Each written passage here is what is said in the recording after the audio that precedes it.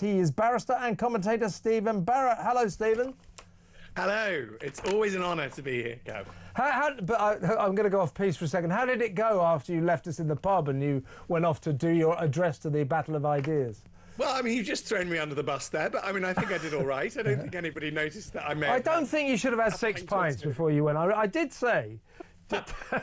Well, I was trying to emulate William Hague. Yeah. I mean, that's always been my aim. So, you know, I like to think I gave a coherent argument. It was a nice session. I actually thought nobody would be there because I thought everybody would go home early, and so I was very pleased that the room was full. Excellent, excellent. Well, by the way, that's a joke, folks. He didn't have 3 pints, 6 pints, or 3, come to think of it. Just a quick pint. That's the truth. I was just joking, OK? You have to be careful here, Stephen, you know what I mean? Right, well, let's talk, first of all, in about an hour or so, or 50 minutes or so now, we're going to talk to Ellie Reynolds, a very brave young woman. She was a victim of the rape gang scandal up in Barrow-in-Furness, and she's one of the 3 girls from the victims panel who have sensationally resigned today, saying it's the same old story. No one's listening to them. They're being silenced. And Ellie is particularly upset about the clear attempts by the government to widen the remit of this long-delayed public inquiry, if we ever get it. Don't forget, Keir Starmer was shamed into announcing this inquiry back in June after the Casey report, the Casey dossier gave him no other choice. Labour didn't want this inquiry, but he said, I have no choice but to have this inquiry now. And ever since then, Ellie and the other girls, but Ellie was telling me earlier, and she'll tell this story later, that, you know, she wants to talk about her own ordeal. And she says, look, the most important thing to remember about these rape gangs is they were made up of, they were comprised of mainly Muslim men of Pakistani origin, and they mainly preyed on young white girls like her, vulnerable young white girls. In fact, Ellie wasn't that vulnerable. She came from a happy home, but she was skillfully groomed and lured into this terrible ordeal that went on for a couple of years for her. But what is clear to her is that the government, in convening this inquiry, if they ever do, want to avoid pointing the finger at Muslim men. Once again, it's this government wants to keep the Islamic community happy so that it can get the Muslim vote at the next election. And prevaricating, dragging their heels on this, failing to find a chairperson. I'll tell you why they can't find a chairperson, because they can't find a chairperson who's prepared to be nice to Labour. All of this obfuscation, all of these delays by Keir Starmer and his craven cabinet crew are a national disgrace, if you ask me. Your feelings? Yes, well, it is. And let's just remember that thousands, possibly tens of thousands of mostly girls, but also possibly boys, were raped. They think, Stephen, sorry to interrupt, they think that the full tally of potential victims could be as many as 250,000. It's extraordinary. And by the way, she says it's still got this rape gang activity is still going on. And we have a situation in London where the mayor, Sadiq Khan, just won't have it. He just says, no, it's not happening in London. There's a lot of evidence that it is, and the victims, like Ellie, say, that's Sadiq Khan. He's doing exactly what the authorities did in Rotherham and Rochdale years ago when they pretended it wasn't happening. So that's what he stands accused of. Sorry, I interrupted. No, that's fine, but there's an awful video where he attempts to goad Susan Hall, who's the Conservative leader on the London Council, the London Mayoralty, whatever. Well, I don't even know what's technical term is. The London Assembly. There we are, Kev. Thank grateful. But he tries to goad her into saying Pakistani rape gangs, and I really think we as a country. So for a start, something I've mentioned before is that we're not actually racist. We're diverse. And the only people who think we are racist are this tiny group of effectively Fabians, like the Prime Minister, like the Mayor of London, who seem to think that we all live in solely white communities that somehow represent some sort of weird version of the 1950s, like some sort of sci-fi alternative of the past, where we don't integrate, which is absolute nonsense. Now, The largest Muslim community in the world is in Indonesia. So nobody's saying that we have a problem with Indonesian rape gangs. So that, for a start, that there is no logical connection to say that this is in fact a Muslim problem. And we're just going to have to recognize that there are cultures which are incompatible with us. I have Pakistani male friends. I have Pakistani female friends. Absolutely none of them is a danger to kids. So what we need to do is drill down into what's actually going on, expose it and fix it, because these children matter. And what we have is a bunch of completely illogical, frankly, Kev, I'm just going to call them stupid people in charge who think that they know how to run community relations. They don't. Look at all the riots last year. As far as I'm concerned, Keir Starmer started the Southport one, just from his absolute emotional neglect, his pure bollardism, his inability to be a human being and recognise that people might have emotions. You know, they are not good community managers. They don't know best for us. They can't micromanage us. The College of Policing doesn't know what it's doing. In fact, and what is their logic? Is their logic that if we're told that these are Pakistani Muslim men, we're going to go out and what are we going to do? Just pick on Pakistani Muslim men? Why can't we just sit down on the sofa and go, oh well, it sounds like we've got a bit of a specific problem. Probably best deal with it. Yeah, I'll tell you what I think they're trying to do. Well, this is what Ellie was telling me earlier, and we'll repeat later. As I say, they're trying to widen the remit, and by so doing, kind of water down the essence of the inquiry. The essence of the inquiry has to be who did this and why. And how do we fix it? Yes, exactly. This is about getting justice for the many thousands of poor young victims of the worst sexual scandal in British history. And we have a government that's trying to kick the can down the road, trying to obfuscate, trying to make it vaguer than it should be, so that they don't have to implicate the Islamic community. You know what? Everything this government does is to try to keep the Muslim vote. And they shouldn't be playing politics with this. Playing politics with this is disgusting. So we've had 3 of these girls from the victims panel, including Ellie, who'll talk to us soon, have resigned today, saying this is the same old story. They won't listen to us. They're silencing us. We're going through this all over again, and they won't let us say who did it. Who were the people who did this to us? They don't really want us to say this. So they're playing politics. Jess Phillips, who at one point in her career, her illustrious political career, was renowned for her good work in helping and campaigning for the child victims of sexual abuse. She's kind of ruined her copybook now. So this is what she had to say on behalf of the government today in the House of Commons, giving an update on the euphemistically known grooming gang scandal. Government remains resolute in delivering Baroness Casey's recommendations following her national audit into group-based child sexual exploitation and abuse. These crimes committed by grooming gangs are among the most horrific imaginable, and her report exposed over a decade of institutional inaction, and we are determined to ensure such failures are never repeated. She sounded kind of bored with it all, didn't she? This is the Tory response from the Shadow Home Secretary, Chris Philp. This scandal arose because young, mainly white girls were systematically gang raped, and this was covered up by those in authority because the perpetrators were mainly of Pakistani origin. So it's all the more shocking that when calls for a national inquiry became public in January, the Prime Minister smeared campaigners as jumping on a far-right bandwagon. Comments like that are a disgrace and are what led to this scandal being covered up in the first place. Months later, just 2 days before facing a vote in Parliament, the government finally agreed to the inquiry. But it's clear the government never wanted this inquiry, they were forced into it. Perhaps that is why, months later, the government has said nothing substantive publicly, and their inquiry is descending into chaos. Stephen, Chris Philp is right, because, as I say, we've had 3 victims, young girls or young women now, who have quit today saying this inquiry isn't fit for purpose. It's no good. They're changing the remit. They're making it vague. They obviously don't want to focus on who was committing these horrendous crimes.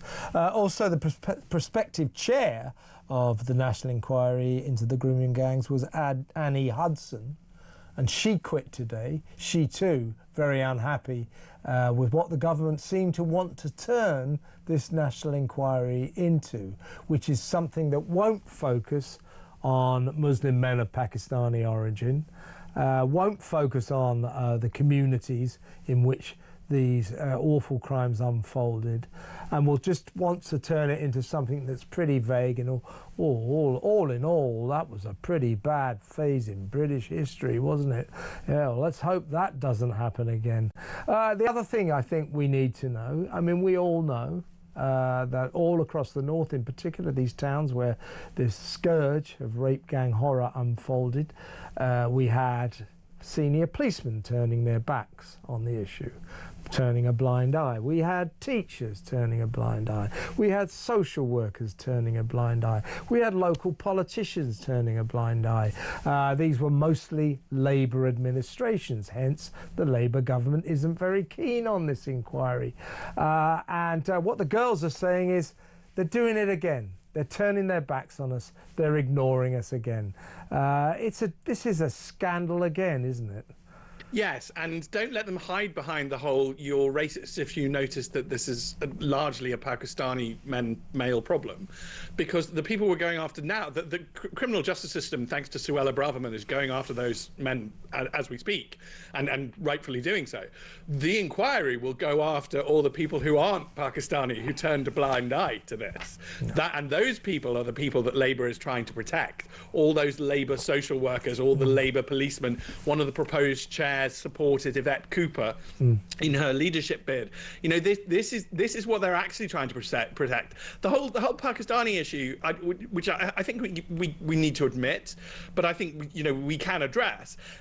The bigger problem is the authorities who ignored this. I mean, one of the girls who was married at 15 to one of her abusers, and the social worker went to the wedding. Right, I want that social worker. I didn't know about that. I mean, yeah, I want that social worker sacked. That's okay? the point. Is that too hard to get? Well, I think that social worker and the coppers who turned the blind eye, particularly the coppers, they should face the long arm of the law. They should be arrested. Yes. They should be prosecuted.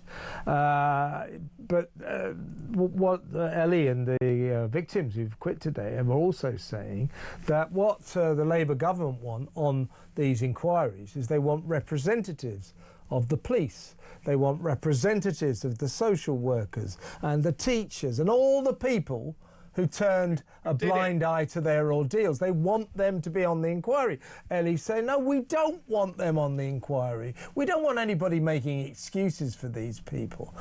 So there is already, and it hasn't even started, they haven't even got a chair, there is the prospect, I think, I think this government want to turn this inquiry into a whitewash. Yeah, it's a cover-up. It's just obvious now. And they're just using this distraction technique of Pakistani men because actually the inquiry is going to expose a lot of people of a hell of a lot of ethnicities in our country who simply were willing to throw young working class girls and boys under the bus if it meant that they managed to protect their career. And it's cowardice, it's moral cowardice, and our children have been sacrificed on this altar, and it's not right. And if it were a bunch of Pakistani children that this had happened to, I'd still say that's not right. You know, we as a country, we are a diverse country. We look after everybody. As far as I'm concerned, the most precious thing are our children, all of our children, and we betrayed a group of our children, and that is sick, it is wrong. And this inquiry, if Labour... Well, there shouldn't be a Labour Party if they do this. I can't imagine their forebears would ever have done this. If you went back to 1920 and found some of the founding members of the Labour Party, are you telling me that they would abandon white working class children? Because I don't believe you. And I'm sorry that Jess Phillips finds the entire issue so dull and boring. She obviously made it clear that she found it very tedious today in the Parliament.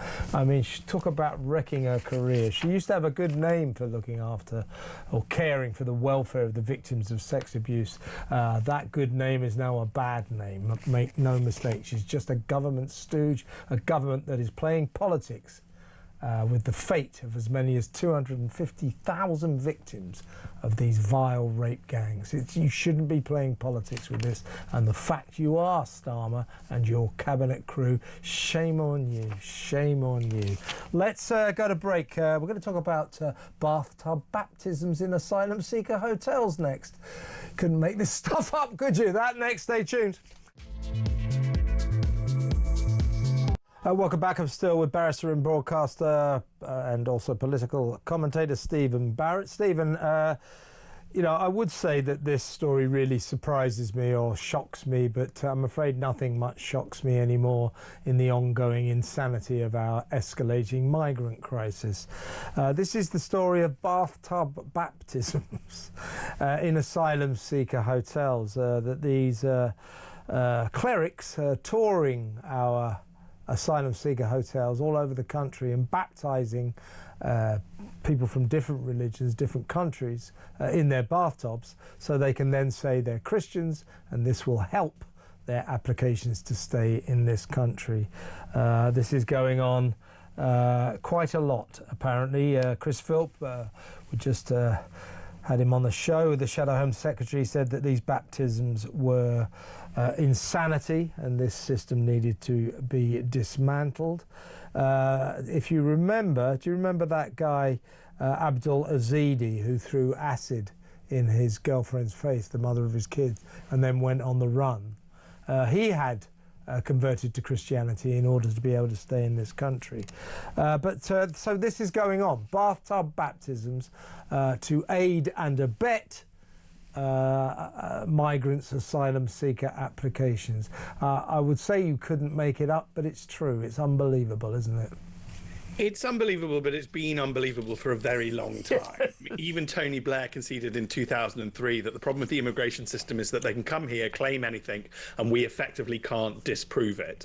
So then he dressed it up, and successive governments dressed it up in sort of faux law, fake law, where, you know, we have some sort of nebulous concept of a hearing, and the judge is supposed to decide everything. You know, no shocker, the judge just decides that everybody should get asylum. Well, slow hand clap that. All of this we gleefully ignored whilst we were making money and the country was fine. We're no longer making money, the country's not fine, and by the way, these people are coming in ridiculous numbers that we simply cannot cope with. And this is why I often think this government and the Fabians, they're almost at war with maths. Okay, it's just maths. Like, maths is an objective truth of the universe. You can't be at war with maths. 2 + 2 = 4. That's it. If you say it equals 5, fine, but your society will collapse. I mean, you can pretend to be at war with maths, but ultimately you will lose. And ultimately, we simply cannot have all these people here. We do not have an asylum system that is in any way able to deal with modern life. Yeah. Most of it was drafted in the 50s, so why would it? I mean, you know, yeah. But bear this in mind, Steve. The reason they're doing this, one of the reasons is it, you know, makes them seem a little bit more, you know, akin to the country they want to live in, Christian country. We're Christians now, but of course they also convert to Christianity, because then part of their application to stay is, well, if you send me back to my Muslim country, Syria or Somalia or wherever the hell, I will face persecution because I'm a Christian now, and they don't like Christians there. So there's this sect. They're called the Christadelphians. They're a Christian sect that rejects fairly central Christian beliefs such as the Holy Trinity, but they are Christianity. Anyway, there's a section of the Christadelphians called the Care Links Ministry, and it's their ministers that are going around the country doing bathtub baptisms, and they say, well, we'll baptise anyone who wants to convert to Christianity. Well, I think they should be stopped, and also I think that the Home Office should look very, very carefully at any migrant who arrived here and then converted to Christianity, particularly via the mechanism of a bathtub baptism in their asylum seeker hotel. We mustn't let them claim this. We mustn't let them get away with this. It's a con, isn't it? It's a con. It's also particularly abusive. It strikes me as obvious that they pick Christianity because Christianity has become identity politics, you know, lowest tier and therefore acceptable to discriminate against. I mean, just to put all my cards on the table, my family will be attending our local church on Sunday morning, you know, but I'm Anglican, so we don't normally talk about our faith. That's not what we do. But, you know, Christianity has just become a kicking boy of the left, and it's because they are atheists and they don't really respect religion, which is their choice, but obviously rude.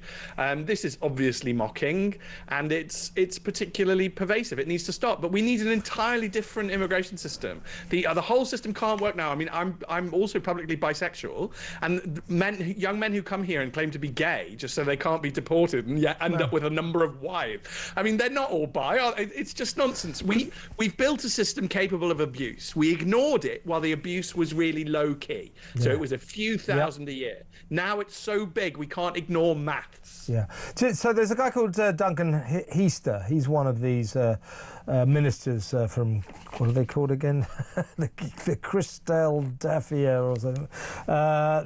He's one of the ministers from Care Links Ministries. So he goes around doing these bathtub baptisms, and he says, this is extraordinary, when the Telegraph approached him, he said, do you do the bathtub baptisms in asylum seeker hotels? He said, I do. But that's not the main thrust of what I do. I'm not interested in getting involved in the debate of, are these people sincere, or are they just doing it to get leave to remain, that sort of thing. Neither I nor Care Links represent asylum seekers at tribunals, nor have I ever attended such tribunals. I simply baptise anyone who wishes to be baptised. So he's not interested in whether or not these people are sincere. If they ask him, he just does it. Yeah, so what's wrong with that picture? Quite a lot, I would suggest. Well, it paints the lie of the idea that a judge considering this is in any way a mechanism that protects the nation. Because the most important thing he said there, to my mind as a barrister, is he doesn't attend court. Okay? Yeah. So he's never questioned. Right. But the guy claiming asylum will say, this guy came to me, he baptized me, I am now a Christian. Imagine you're the judge. You're sat there, you're on your own completely. You know, you don't want an asylum seeker kicking off in front of you. You've got no economic incentive to not grant asylum. By the way, you might be denied a promotion if you're seen as anti-DEI. I think that's another factor we have to take into account. But even an honest judge in that instance is like, well, I have no evidence before me to show that he wasn't baptized or that he isn't Christian. The man who baptized him is not coming today, so I can't ask him questions. Nobody's going to ask him questions. This is not a legal process. These are not courts. Yeah. These immigration, it's just an immigration sham. It's like, it's court theatre.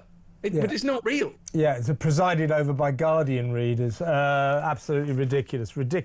These people, folks, let me know what you think about this. 03444991000. These people are organising these kind of, under-the-counter baptisms, bathtub baptisms in their asylum seeker hotels. So they become Christians, but they're converted, or they're given baptisms by ministers who couldn't give a damn, don't care whether they're sincere or not, they're just doing them. Then they say, oh, you can't deport me now because I'm a Christian and I'll be persecuted back in my home country. Come on, pull the other one, it's got bells on it. Why do we fall for this nonsense? Let me know what you think. Bathtub baptisms. Why don't we ban them, eh? 03444991000. Next up, to no one's great surprise, never hear, Keir Starmer will be joining Britain's estimated contingent of about 450 delegates, destroying the planet by flying over in a couple of weeks to COP30, not much COP30, to discuss how to save the planet in Brazil. In the Brazilian rainforest, where they've knocked down thousands of acres of rainforest trees to build a 4-lane highway so the delegates to COP30 can get from Belém Airport, that's in the north of Brazil, near on the banks of the Amazon, from Belém Airport to the conference centre. You couldn't make this stuff up again, could you? That festival, that carnival of disgusting, grotesque hypocrisy, all flying in their private jets and first class. As I say, for the last one, 470 British delegates went to Baku in Azerbaijan. 470. This year we estimate that Crazy Ed Miliband, the net zero nutter, will be taking about at least the same number, including the Prime Minister. You know, again, to hell with them, to hell with them. Do you think we're falling for this? We'll talk about that when we come back. 0344 499 1000. That next. Stick around. Welcome back. Still with Steven Barrett, barrister, broadcaster, man about town, political commentator, you name it, he's it. Let's talk, Stephen, about COP30. That unfolds, I think, in a couple of weeks, very soon. We estimate that Britain will be taking at least 450 delegates, flying them all the way across 9,000 miles to northern Brazil, including, of course, net zero nutter Crazy Ed Miliband, and, of course, Never Hear Keir, who cannot ever resist getting onto an aeroplane, so he'll be there as well. I'm just going to read the Prime Minister's statement on this. Well, this is a spokesperson for Number 10. The Prime Minister will attend the COP30 Climate Summit in Belém, Brazil next month because net zero is the economic opportunity of the 21st century. No, it's not. One that has the potential to reignite our industrial heartlands, create good jobs for the future and lower bills in the long term. But as we know, not in the short term, because they keep going up. So that's why he says he's going. Now, we did some maths on this a few weeks ago. I think you might have joined us for it. That the COP30 gravy train, 450 delegates, will cost us taxpayers £4 to £5 million by the time we pay for their first class, business class air travel and their hotels and all their meals and their expenses. So that'll cost us the best part of £5 million. In terms of the carbon footprint, as they fly across the world, damaging the planet in order to discuss saving the planet, their carbon footprint will be the equivalent of driving a petrol car, for 4,800,000 miles, or flying to Paris and back 23,000 times. The hypocrisy of this event is off the scale. It's on another level. Apart from the fact our contingent will all turn up first class, business class and all that, to use the 4-lane highway that's been specially constructed, destroying acres and acres of the rainforest so that the delegates can get from the airport in Belém to the conference centre. Apart from all of that, they will destroy the planet. They will lay down a carbon footprint like no other. So private jets, first class air travel, business travel, 70,000 people, 70,000 hypocrites from around the world will descend on Belém in Brazil for what I call a carnival of grotesque hypocrisy. It's the most sickening spectacle of the year, isn't it? Every year. Yes. And worse than that, because I mean, I'm not a hippie, but and I don't believe in the climate but I do still care about the environment, and I particularly, it might surprise you, Kev, but I do actually get quite emotional about trees. I feel like that there's a beech tree near me, and I'm quite fond of the beech tree. I don't mean in any sort of weird way, but you know, I feel emotionally connected to these things. I think we're part of the environment. We are animals. Can I tell you a quick story about a tree? It's sort of apropos of nothing, but I know what you mean. So in my old house where I used to live, Belsize Park in London, just across the road, and I used to sit, my sort of office study thing was upstairs. So I used to sit like looking at this kind of tree next to a house, a big old beech tree, I think it was. And I was sitting there one afternoon, and apropos of nothing, the damn thing fell down. It just went and crashed. So I think that tree had probably been there a couple of 100 years, 300 years, and I watched the end of it. A very strange sight. You don't often see that, but if you think about it, I'm just telling that story, I don't know why, but I think you get it. If you think about it, we have destroyed that little event that I saw would have been repeated, you know, I mean, probably millions of times over in the Amazon jungle, where they destroyed acres and acres, thousands of acres of rainforest, so the delegates for this planet-saving conference could get from the airport to the conference centre. It's disgusting, isn't it? It is disgusting. It's grotesque. And they've laid down, tons of concrete and cement and tarmac to build this massive road that nobody will ever use again. And when a tree falls like that, a young tree can sprout up. They can come back. I was in charge of governing some woodlands locally because I was a parish councillor, and it was our wood. And we let the trees that fell stay fallen. We let them rot. We let the new trees come up. That's part of the the cycle of life. Yeah. But this is just grotesque. This is human narcissism on an epic scale. And really, I'm always reminded of the phrase that the devil shows his cards too early. He plays his hand too soon. And these people, they've had 30 cops. What have they achieved? Okay, 30 of them. Nothing. No. What have you achieved? Exactly. So they're just rubbing our noses in it. They're pointing out their grotesque self-consumption. This is a bit like Versailles before the French Revolution. I'm sorry, mates, but no, not one of you is respectable. Not one of you cares about the environment. Obviously, CO2 is not a threat to the planet, or you wouldn't do all of this. Oh, and by the way, Kev, they never point out that allowing in immigration and migrants means that our CO2 output increases.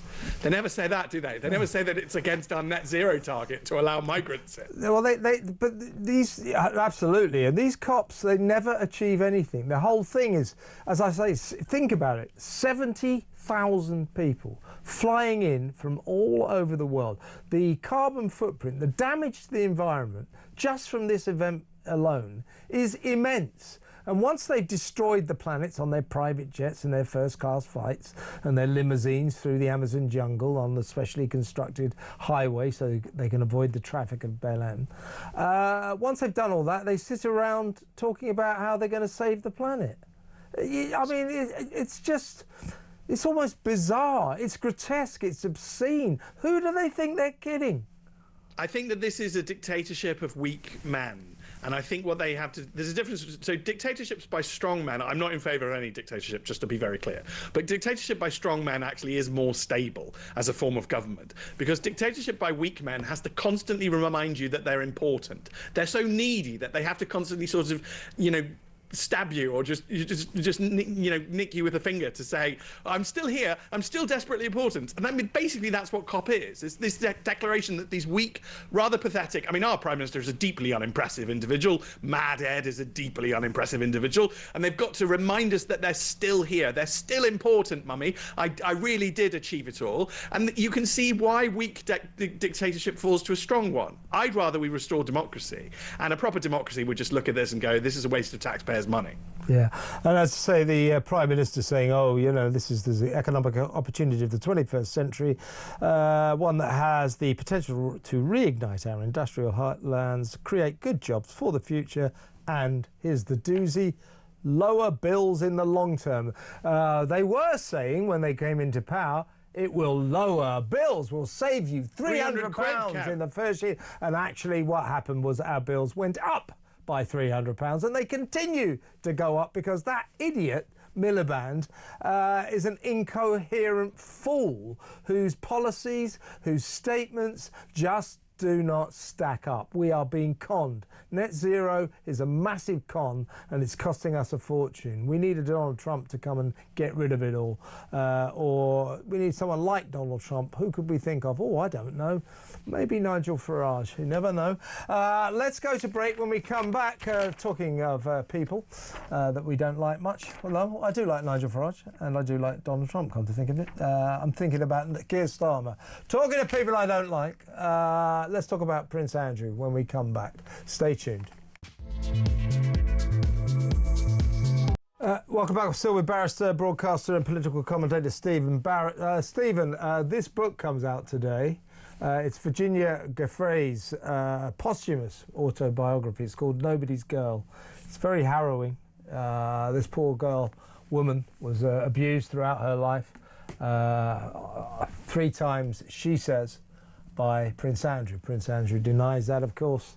I'm not sure anyone believes him. He's now a proven liar. We know he lied about cutting Jeffrey Epstein, the convicted paedophile, out of his life. He lied to Emily Maitlis about this. So when he lies or when he insists he did not sexually abused Virginia Roberts, as she was then, very young girl, 17 years old, on 3 different continents.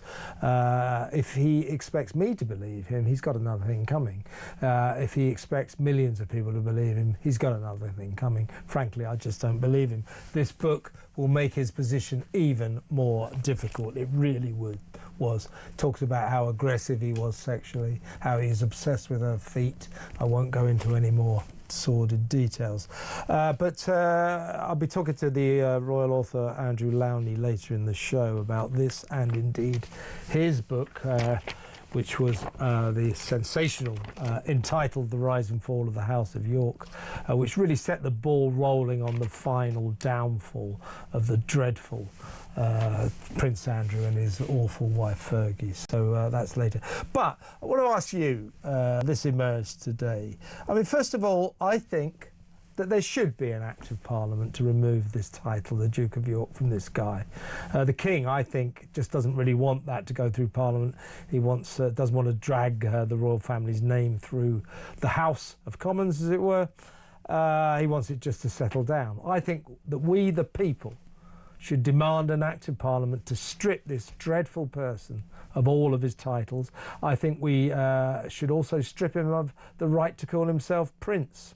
But what I wanted to ask you is, well, the King wants to kick him out of Royal Lodge, this obscene, huge mansion that he lives in all on his own, sometimes with Fergie. He hasn't paid rent on it for 2 decades, more than 2 decades. He paid a £1 million lease for the lease, and a further 7.5 million for refurbishments in 2003. Since then, he's only been required to pay 1 peppercorn amount a year, and I quote, if demanded. So it looks like he's living there completely free. You know, apparently his lease is watertight.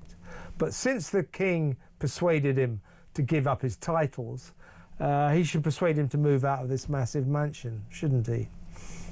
Well, so I've seen that some lawyers are commenting on the lease in the press, and the first thing I just wanted to point out, Kev, is whatever anybody thinks about me, I don't shoot from the hip, and I would need to see the lease before I talked about what was or wasn't in the lease. What I would highlight is that 22 years ago, Tony Blair's government was in charge. So if this is a really bad deal, and it works out, by the way, I've done some back of the packet maths, and just so your listeners and viewers are aware, I always like to point out that lawyers are the bright children who can't do maths. So do assume my maths is wrong. Journalists are like that too. It's just a mystery. Except in my case, not particularly bright, but I can't do maths either. But sorry, carry on, Stephen. I think it works out to £32,000 a month rent if you take the 8.5 and spread it over 22 years. But obviously, if we spread it over another 50 years, it's going to be a really pathetic rent. Yeah. So Tony Blair, and by the way, the Royals don't do anything without number 10. And so Tony Blair would have been in charge of this. This is his government. There is absolutely no way that there won't be a memo released somewhere under the Official Secrets Act whenever the day comes saying I approve TB. Okay. Listen, so I'm with you on the rent. Do you agree with me that I think the people of this country, and apparently it's like 80% of people want this to happen. The King, I think, you know, I bow to no man in my admiration for our monarch and all that, although I think he's a weak man and I can't stand his net zero claptrap. But I think he just wants to sort of sweep this under the carpet. Look, he's given up, he's said he won't use the titles, let's leave it at that. I think the people should say to the King, no, we are in charge here, and we are going to officially take these titles away from this excuse of a man. We are going to put an Act of Parliament through the House of Commons and strip him of his titles. I think that's what the people want. I think that's what we should do. Well, despite looking like a cavalier, Kev, I am a very muscular Democrat and a roundhead. Yeah. So I'm very happy with that. Real power does lie with Parliament. Yeah. We allowed the King's mother to govern these affairs privately as a matter of respect for one of our longest serving and, in my view, best monarchs ever. Oh, yeah. the current king will want to be allowed to deal with this himself. He'll call this, if he talks to Keir, who we know is weak, he'll say, you know, this is a family matter. I should be able to run my family. But do you know what? That family is a public institution. It's not a family. Yeah. It's part of our constitution. And you're quite right that the ultimate regulator of it is Parliament. It is Parliament which gets rid of kings or queens if and when necessary. Yeah, but by extension, Parliament, by extension, this is power to the people, will decide what we do with Andrew, Your Majesty, not you.